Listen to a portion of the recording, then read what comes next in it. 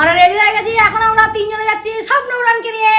ইয়ে, কারণ বুড়ি যাবে ইউনিভার্সিটির কিছু টুকটাক কাজ আছে। বুড়ি যখন যাচ্ছে তখন আমরা ভাবলাম যে চল তাহলে তোকে নামিয়ে দেবো, স্বপ্ন উড়ানকেও নিয়ে বেরোনো হবে। আর আমরা এই যে বন মানুষের মতো হয়ে আছি, বন মানুষ থেকে একটু মানুষ হয়ে আছি। বাড়ি থেকে বেরিয়ে গেছি, আমরা অনেকটাই দূর চলে এসেছি। এখন আমাদের স্বপ্ন উড়ানকে খাওয়ানো হচ্ছে। স্বপ্ন উড়ানকে খাওয়ানো হয়ে গেছে, আমার স্বপ্ন উড়ানকে খাওয়ানো হয়ে গেলে যেখানে খুশি চলো।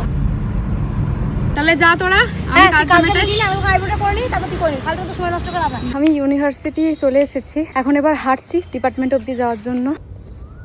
ইউনিভার্সিটির কাজ মিটে গেছে, এবার আমি যাচ্ছি মা আর দিদি যেখানে আছে। চলে এসেছি, এবার যে কটা আছে সে কটাকে তুলে বাড়ি চলে যাবো। কি মজার এটা, বাড়িতে একটা খেলনা কিনবে চল, তোকে তোর মধ্যে একটা গিফট করে দিবি।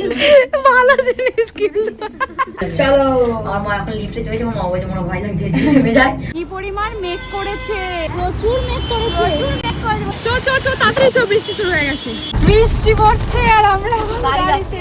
আমার মনে পড়ছে সেই দিনটার কথা যখন এরকম একটা টুবাই কাকা আমাকে গাড়ি চালাতে নিয়ে বেরিয়েছিল সেখানে, আর এরকম অঝোরে বৃষ্টি, কাকা নিজেই চালিয়েছিল, চুপচাপ সাইডে বসেছিলাম।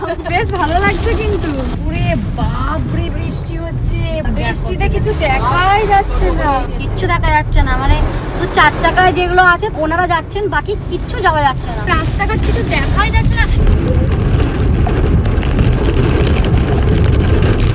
আমরা বাড়ির কাছাকাছি চলে এসেছি, কিন্তু এখনো বৃষ্টি কমেনি। ওরে বাপরে বৃষ্টি হচ্ছে, অনেকদিন বাদে এরকম বৃষ্টি দেখলাম বল। হ্যাঁ। বাড়ির সামনে এসে ডাল পড়ে আছে, বুনি এখন যাচ্ছে, আর এমন ভাবে পড়েছে ডাল না সরালে আমরা যেতেও পারবো না। বাড়ি চলে এসেছি, আর যা বৃষ্টি। আমাদের বাড়ির কাছে এসে দুটো জায়গাতে গাছের ডাল পড়েছিল, সেই ডালগুলোকে সরাতে গিয়ে আমি একদম চুপড়ি ভেজা হয়ে গেছি, জামা প্যান্ট সব ভিজে গেছে, চুল একদম পুরো জ্যাপজ্যাপে ভিজে গেছে। বাবা লোকনাথ ভোলার আশীর্বাদে নিরাপদে বাড়ি চলে এসেছি, এটা সব থেকে বড় আমাদের কাছে পাওয়া, কারণ এত বৃষ্টি। উনি অনেক আশা করে গেছিল যে স্টুডিওতে যাবে, কিন্তু এত বৃষ্টি না, আমার কোনো অপশনই ছিল না। একবার তুমি যখন ঝিরঝির করে নামছে তখন ভাবলাম যে নামবো, যে এরকম বৃষ্টিতে এখনো থেমে যাবে।